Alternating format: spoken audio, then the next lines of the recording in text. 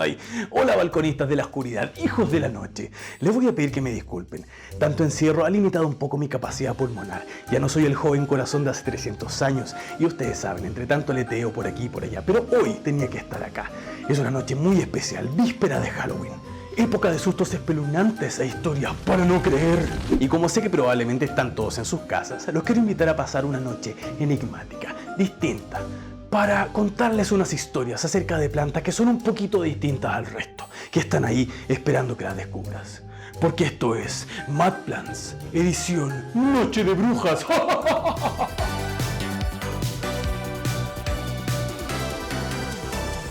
Mad Plants. La raza humana le debe todo a las plantas, quienes transforman el sol en alimento. Y a su vez esto genera más plantas y se transforman en comida para los animales y a su vez comida para nosotros y el círculo se completa. La fotosíntesis, que a mi modo de ver está sobrevalorada, yo no necesito la luz del sol y miren mi cutis. Sin embargo, ¿qué pasa si les diría que no todas las plantas están ahí para cuidarnos? Es más, ¿qué me dirían si hay una planta que hace que te suicides del dolor? A lo largo de la historia han existido plantas que para defenderse desarrollan mecanismos e herramientas, tanto físicas como químicas, que pueden causarnos graves molestias si no percibimos su presencia. Pero en la selva de Australia e Indonesia existe un espécimen único, de nombre simpático, casi feliz, Gympie gympie, pero que con sus púas provoca un dolor tan fuerte que en muchas ocasiones las víctimas pueden terminar su agonía suicidándose. Los primeros reportes de la Dendrocnide moroides, también conocida como la planta del suicidio, se remontan hace ya 80 años, en donde soldados de la Segunda Guerra Mundial tropezaron con la planta sufriendo parálisis en las piernas y no pudiendo combatir, por lo que muchos de ellos se suicidaron al no poder resistir el dolor. Como el caso del ex soldado Cyril Bromley, que contó una historia de un oficial que se disparó tras no poder soportar el dolor causado por las hojas de esta planta al utilizarlo como papel higiénico. Víctimas de esta planta comparan el dolor a ser quemado con ácido hirviendo y electrocutado al mismo tiempo, ya que el solo hecho de entrar en contacto con alguna de sus hojas y ramas introduce en la piel una neurotoxina que produce un dolor progresivo y un fuerte ardor que puede durar días, semanas o incluso años. Ese fue el caso de Ernie Ryder, un botánico que por error fue pasado a llevar por sus hojas en su cara y torso, describiendo la escena de la siguiente forma. Recuerdo que el dolor era similar a tener unas manos gigantes que trataban de apretar mi pecho. Por 2 o 3 días el dolor era insoportable. No podía trabajar o dormir. El pinchazo lo seguí sintiendo luego de 2 años y recurrentemente cada vez que me tomaba una ducha fría.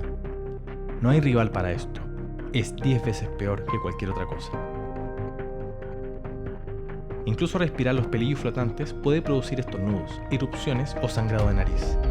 Nunca debes frotarte la piel tras la picadura porque los pelos se parten y haría extremadamente difícil eliminarlos. Si tienes la mala fortuna de entrar en contacto con esta planta, lo primero que sentirás es una sensación de ardor muy intensa, la cual aumentará durante la siguiente media hora volviéndose cada vez más dolorosa. Posteriormente sentirás un fuerte dolor en las articulaciones y en casos severos puede llevarte a un shock o incluso a la muerte. Se han reportado casos de caballos que han muerto a causa de rozar sus patas con esta planta. Y lo han hecho saltando a un barranco para terminar con su dolor. ¡Ay! Hasta a mí me dolió. No me imagino una persona capaz de sentir un dolor tan grande que se quiera suicidar. La otra vez estaba haciendo aseo aquí en el castillo y me enterré una espinita y, bueno, no me voy a salir del tema. Yo creo que para sentir una cantidad de dolor así, hay que nacer de nuevo. Ser una persona completamente distinta. Una persona más ruda. Muchas civilizaciones antiguas han usado y hasta adorado los poderes de la ruda. En la antigua Roma la llevaban consigo como un ramillete los soldados o jueces cuando debían visitar un prisionero o asistir a un prostíbulo o cualquier otro ámbito degradado, ya que se decía que curaba el mal de ojo y mantenía lejos las malas intenciones.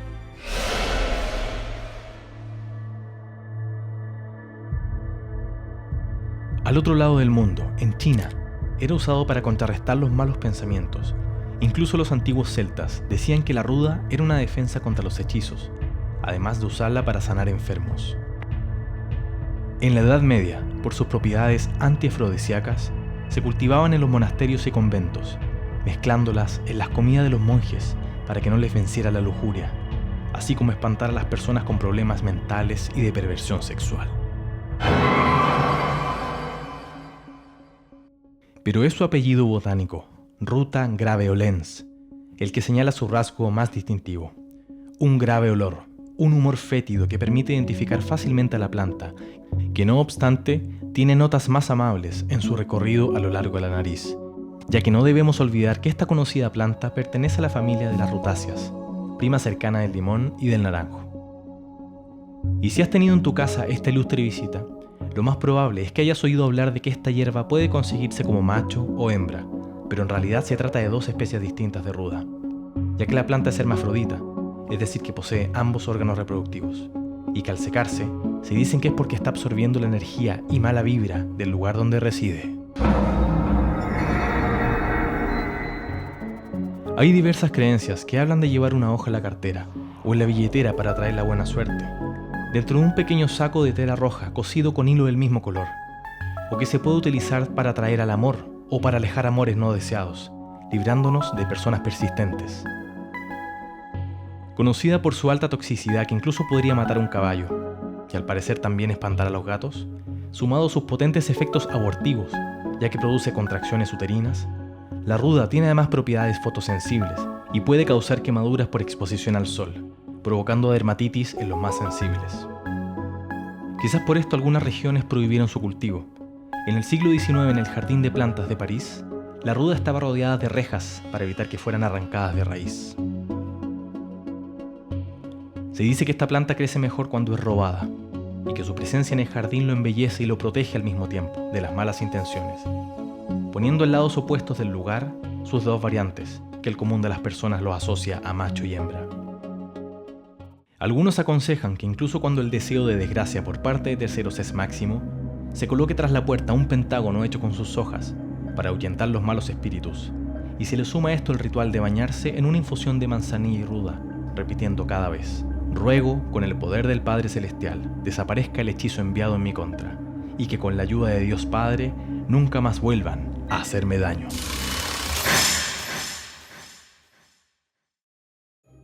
Hay tanta energía negativa, malas vibras, mejor me protejo. Así que ustedes ya saben, si están siendo víctimas de mal de ojo, tráiganse una ruda y vean cómo se seca lentamente. Pero les doy un consejo: que sus vecinos no los vean practicando esas artes oscuras, porque podrían ganarse un pasaje sin escalas para ser quemados en la hoguera, en la higuera.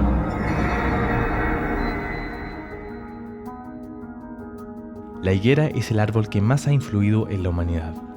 Pertenece a la gran familia de los ficus, y hay decenas de historias que circundan este árbol tan venerado, ya que sus variaciones se remontan hace 80 millones de años, existiendo hoy en día especímenes que son tan grandes como bosques.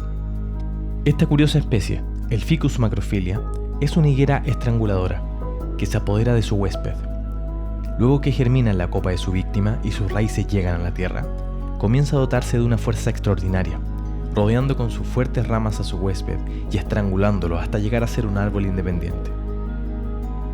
Según antiguos escritos, junto al tronco de una higuera, el sabio Siddhartha Gautama, que sería mejor conocido como Buda, se sentó a meditar. Una serpiente salió de sus raíces durante una tormenta y lo envolvió, alcanzando la iluminación espiritual. Buda se encontraba tan agradecido con el árbol, que después de su iluminación, se quedó con los ojos abiertos contemplándolo, sin parpadear durante una semana entera.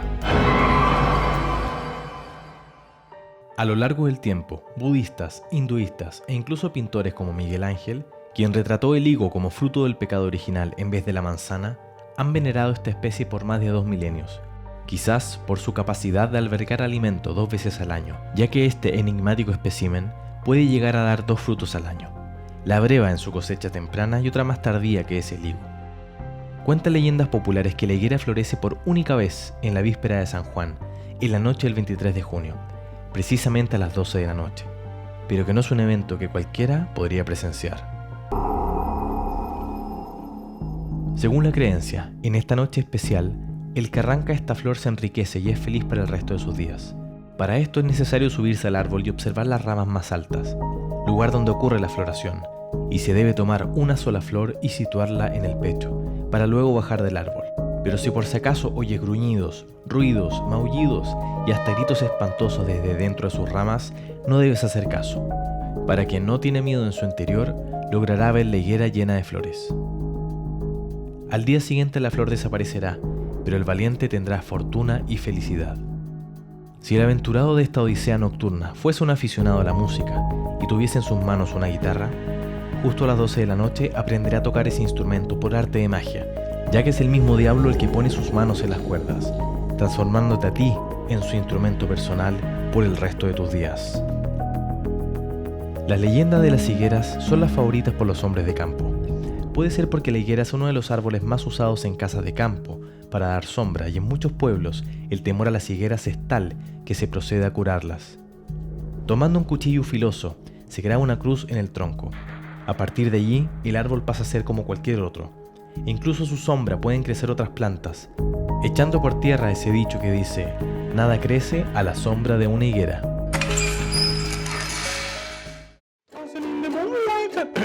La verdad, si hubiese sabido el truquito ese de la guitarrita, no hubiese pagado estas clases de ukelele por adelantado durante 6 meses. Y la verdad, ni siquiera puedo tocar, ni a mi vecina le gusta escuchen. ¿Ven cómo grita? Es terrible. Aunque si me pongo a pensar, ese ruido lo he escuchado antes, en una raíz muy particular.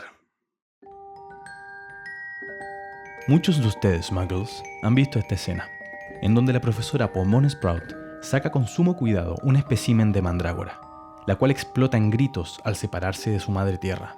Asimismo, en otras recreaciones, se muestra que al situar una mandrágora bajo la cama, podía ayudar a las mujeres en labores de parto difíciles. La mandrágora es una planta herbácea sin tallo que contiene atropina, que administrada en pequeñas dosis causa adormecimiento en el cuerpo, pero por el contrario, en grandes dosis, estimula hasta el punto de provocar alucinaciones. Quizás por eso en la antigüedad se decía que era una planta que adormece el primer día y vuelve loco el segundo. Desde tiempo de los antiguos egipcios, 3000 años atrás, hay evidencia en papiros que la mandrágora se usaba como excitante sexual, bajo el nombre de dujajim, y como una poderosa droga. Incluso en la tumba de Tutankamón había un collar confeccionado con raíces de esta planta. Y es que la característica de la planta que fortalece la creencia en sus poderes mágicos es lo primero que salta a la luz, la forma de su raíz, en la que muchos ven un cuerpo humano con sus extremidades, además de sus propiedades para tornar fecundas a las mujeres estériles, como relató Nicolás Maquiavelo en su comedia La Mandrágora, que trataba de una pareja que no podía fecundar un hijo. También llamada la planta de los ahorcados, debido a su llamativa forma, esta planta llevó a muchos a creer que era una especie de embrión humano, al que se podía dar vida si se procedía con cautela, y se seguían rigurosamente las instrucciones transmitidas de generación en generación. En época de los antiguos romanos, se creía que en su interior se albergaba un demonio, y que la planta debía arrancarse de la tierra, atada a una cuerda, tirada por un perro negro en una noche de luna llena, pues si se la arrancaba sin respetar estas reglas, lanzaba un grito que enloquecía o mataba a quien lo oía. Muchas de las mujeres que fueron acusadas de brujería y que fueron condenadas por la Santa Inquisición a arder en la hoguera, elaboraban ungüentos en base a la mandrágora, llegando a un grado tal de intoxicación que ellas creían volar, entrando en un estado de alucinación y euforia. Se dice que Juana de Arco siempre llevaba mandrágora bajo su escudo, y que gracias a ella pudo soportar mejor el dolor al ser quemada viva. Se cree que cuando la juzgaron argumentando que las voces que decía escuchar provenían de Satanás, esto no eran más que delirios producidos por la sobredosis de mandrágora, una planta que quedará para siempre en la memoria de la magia y los poderes oscuros de la naturaleza. Sin duda esta es una planta que dará que hablar en la caja de comentarios. Si esto fuese claramente un video en una red social, pero solo soy un vampiro milenario con un castillo y un cielo de fondo que ni siquiera es real. Pero bien, balconistas, engendros del mal, hijos de la noche, hemos llegado al final de este breve compendio. Este pasaje por las artes ocultas de algunas plantas que están ahí esperando que más y más personas las descubran en estas noches frías donde se sienten crujir las hojas, porque sabe que quienes están buscando sus secretos están cada día más cerca. Buenas noches.